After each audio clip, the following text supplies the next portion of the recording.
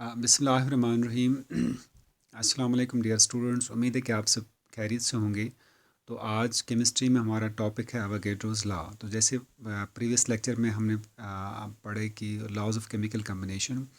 तो ये Avogadro's law बड़ा इम्पॉर्टेंट लॉ था जब उन्होंने दिया था, और इसने एक माइलस्टोन लॉ बना केमिस्ट्री की फर्दर स्टडीज़ के हवाले से। तो ये एल आर एवोगैड्रो साहब ने दे दिया था 1811 में।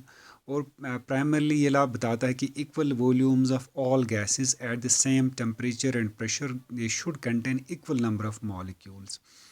ये बेसिकली ये बताता है कि अगर हम डिफरेंट गैसेस लेंगे जिनका नेचर डिफरेंट होगा, लेकिन उनकी इक्वल वॉल्यूम्स लेंगे सब गैसेस के, और सारे गैसेस को एक ही टेम्परेचर और प्रेशर पे रहेंगे, फिर उनमें इक्वल नंबर ऑफ मॉलिक्यूल्स हर गैस के होंगे, इरिस्पेक्टिव ऑफ कि उस गैस का नेचर क्या है। तो इन ब्रीफ ये ला बताता है कि अगर हम इक्वल वॉल्यूम देंगे सारे गैसेस का, तो उसमें क्या होना चाहिए, इक्वल नंबर ऑफ मॉलिक्यूल्स हर गैस के होंगे at standard temperature and pressure. In brief means एक ही स्टैंडर्ड टेम्परेचर प्रेशर सब कर लेंगे, तो इक्वल नंबर ऑफ मॉलिक्यूल्स। जैसे फॉर एग्जांपल हम हाइड्रोजन गैस का एक वॉल्यूम से आधा लीटर लेंगे या 1 लीटर लेंगे, और सिमिलरली क्लोरीन गैस का, डिफरेंट गैस का, इसी का इतना ही वॉल्यूम लेंगे, से 1 लीटर इसका भी ले लेंगे।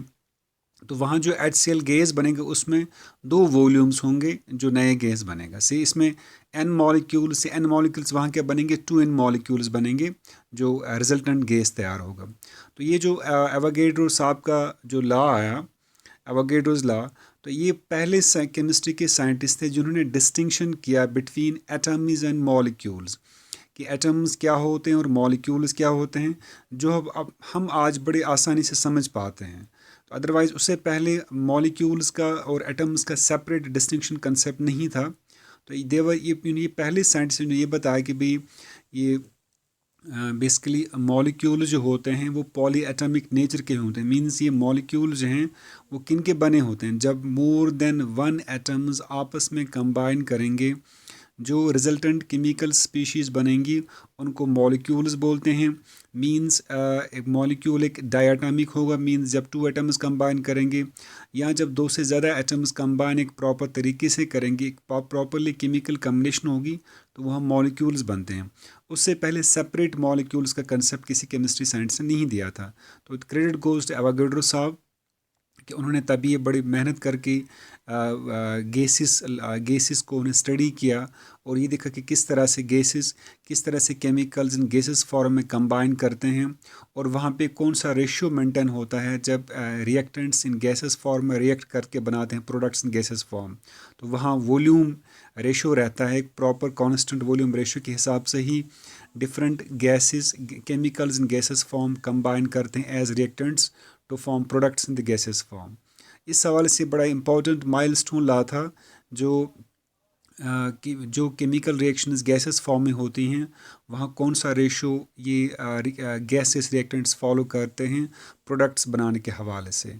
तो इसका ज़रा, और जब उन्होंने ये लॉ दे दिया तो प्रेजेंट किया before the international chemistry community, तब मैक्सिमम लोगों ने इस पे एग्री नहीं किया कि बिकॉज तब ये कंसेप्ट नहीं था एटम्स और सेपरेट मॉलिक्यूल्स का, तो ये इग्नोर्ड ही रहा। लेकिन उसके बाद जो पहली केमिस्ट्री की कॉन्फ्रेंस हुई 1860 में, first international conference in chemistry Germany में, तो वहाँ पे जो बड़े इंपॉर्टेंट साइंटिस्ट रहे केनिज़ारो साहब, तो उन्होंने इस पर बड़े पूरी लाइट डाली कि ये कितना इम्पॉर्टेंट लॉ है जो एवोगैड्रो साहब ने प्रेजेंट किया है, कि मॉलिक्यूल्स और एटम्स का एक सेपरेट कंसेप्ट बता के कि किस तरह से ये जो केमिकल्स हैं गैसेस फॉर्म में जब वो एज रिएक्टेंट्स काम करते हैं केमिकल रिएक्शन में, तो जो प्रोडक्ट्स भी गैसेस फॉर्म में बनते हैं वहाँ जो रेशो बनता है वो डिपेंड करता है ऑन देयर वॉल्यूम रेशो पे। एक प्रॉपर वॉल्यूम रेशो से ही वो रिएक्ट करके रिजल्टेंट प्रोडक्ट्स बनाते हैं, और उसी हिसाब से अगर एक पर्टिकुलर स्टैंडर्ड टेम्परेचर प्रेशर रखा जाए सारी पूरी रिएक्शन के दौरान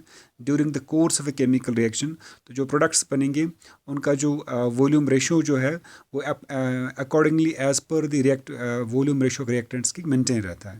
तो बाकी इंशाल्लाह नेक्स्ट वीडियो में हम will be going with the Dalton's law, जो डॉल्टन्स एटॉमिक थ्योरी है, तो उनको इंशाल्लाह हम नेक्स्ट लेक्चर में डिस्कस करेंगे।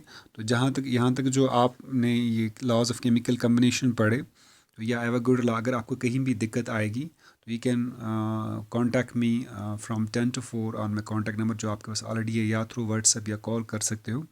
तो जहाँ भी कहीं डिफ़िकल्टी, हम कोशिश ये करेंगे इंशाल्लाह, अगर अल्लाह ताला ने ये हालत ज़रा ठीक हुए कि हम जून के फर्स्ट या सेकंड वीक में आपके ऑफलाइन क्लास ले पाए इंशाल्लाह, तो कोशिश हमारी, क्योंकि केमिस्ट्री ज़रा ऐसा टॉपिक है कि 5 मिनट की वीडियो में कितना आप केमिस्ट्री समझ पाओगे। हमारी कोशिश रहेगी ताकि आपकी डेली बेस पे क्लास हो, किस तरीके से हो पाएगा हमें डिपार्टमेंट एलो करे, हायर अथॉरिटीज़।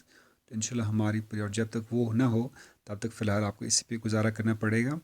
लेकिन जहाँ जहाँ कहीं डिफ़िकल्टी आएगी मैं आपको एक्सप्लेन किया करूँगा। टिल देन, अल्लाह हाफ़िज़।